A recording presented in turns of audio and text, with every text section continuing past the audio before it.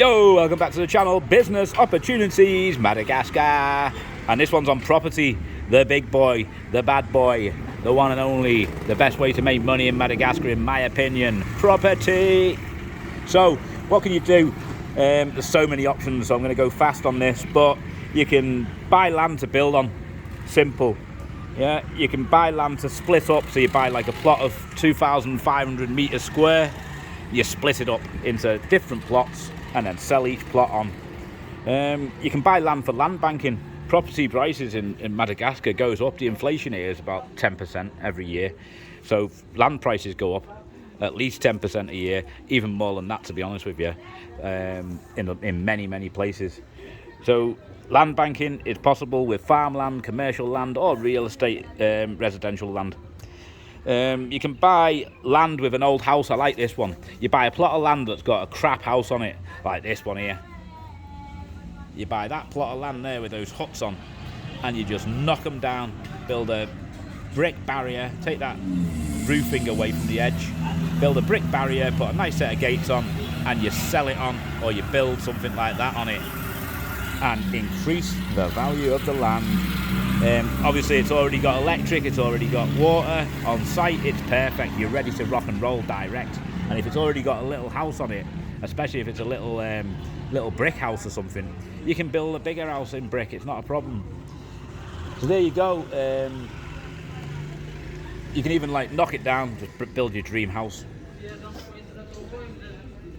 Like I said, you can buy like a big plot, buy a big plot like 5,000 square meter, split it into 9 units, 9 plots, and put a road straight through the middle so each plot can access the main road from your little gateway. So you can do that. You can even buy like a 2,500 square meter plot and build 4 villas plus a swimming pool in the middle for rental or resale. You can sell the villas separately with a shared use of the gardens and the pool, with a maintenance fee. You could even do a maintenance contract on it, or you can just offload the whole thing in one person, or you can offload it to 4 different people and sell 4 villas. You can keep 1 villa and rent it out and sell the other 3 to get your money back out the deal.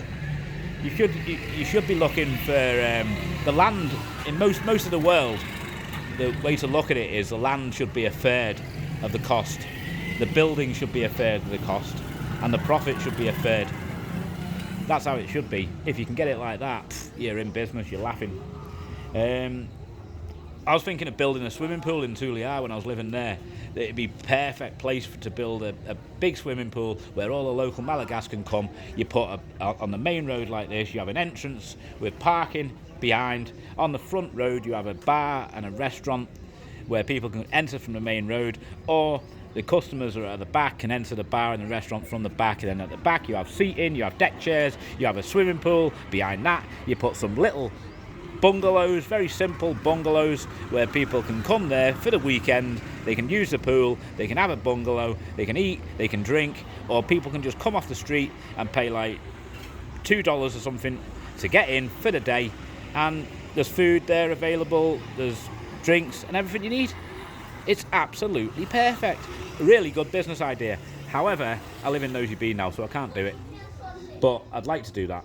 That's a really good business idea, and it's a good business idea for most places in Madagascar that are hot, because most of the swimming pools are in hotels and they charge a lot of money, and they don't really want like 10 Malagasy children coming there and screaming and shouting and jumping in and jumping out and all the rest when they've got hotel guests. So foreigners, you can use a swimming pool if you buy a meal in some places. Others, you've got to be a guest of the hotel. Others, you can pay a fee of like $2.5, $3 or something like that to use the swimming pool. So there you go. Good idea, swimming baths. You can rent a property like I've done here and then fix it up and sublet it. So you can do that. That's what I'm going to do with this one, and I'm going to turn this property from being a property that's $200 a month to a property with furniture and everything working, which is worth $500 a month, or maybe even more. So there's a profit in that. You can rent like an unfurnished house for a reasonable price off Madagascar, and then you can furnish it and sublet it. So you can do that. I mean, this one here, I've fixed loads of things like the hot water, the staircase, painted it, I've done all sorts, built the furniture inside here, built a kitchen. I've really fixed this place up proper nice for them, put blinds up and nice roofing and stuff like that. You don't have to go that far. Some of the houses will be very nice, it's just that they don't have furniture. And a lot of people in a lot of places, especially Nosy Be, they come here for short-term holidays and that, and they want it just for a month or something like that.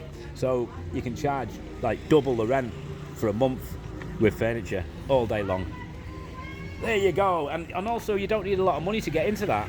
You don't need, just to get into the property game, people think, oh, I need $100,000 to get into the property game. You don't. If you got $5,000, $5,000 or something, you can pay the deposit for a house, rent it, furnish it, rent it out, sublet it, and start getting income.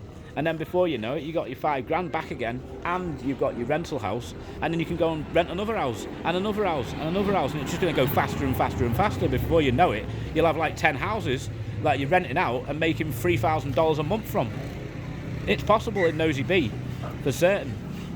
Nosy Bay, I should say. Nosy Bay. I'm trying to get this right where I live. It's not Nosy Be, it's Nosy Bay. Nosy Bay. Right. You can buy farmland next to the road and then turn it into residential land. And you're gonna like I bought farmland in the south. I bought 5,000 meters square. No, 50,000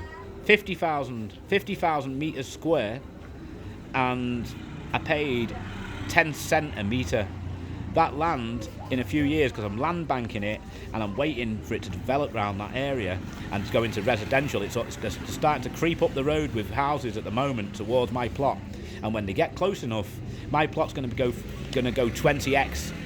So I'm going to make a lot of money. I'm going to get back $2 a meter for every meter that I spent 10 cents on.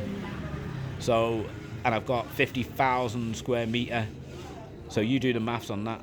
It's quite nice, I think. Nice return. What else have we got? You can buy land, buy a plot of land and just build a wall around it. Put a set of gates on, and you can sell it for a profit. You can, if you don't sell it fast, you can apply for electric, up the price of it. You can apply for water, up the price of it. You can build a simple guardian's hut in the corner, like 3 metre by 3 metre, right by the gate and that ups the value. You can build a well on the land, put some nice plants into the land, get it established around the edges, so the big plot in the middle's there, ready to build houses or whatever they want to build, a buyer, and sell it on for a profit. And it's easy, there's no hassle to that. You're not building houses and that, you just need a guy who can build walls. That's all you need. One guy to work for you and say, boom, your job's build a compound there. When you finish that, build a compound there. And another guy who can go around, get the land leveled right, put some flowers in, put some plants in, happy days. Obviously there's commercial as well. You can rent a bar, a hotel, a restaurant, a shop. You can build a bar, a hotel, a restaurant, a shop, etc. Loads and loads of options. So there you go, property in Madagascar. Thanks for watching.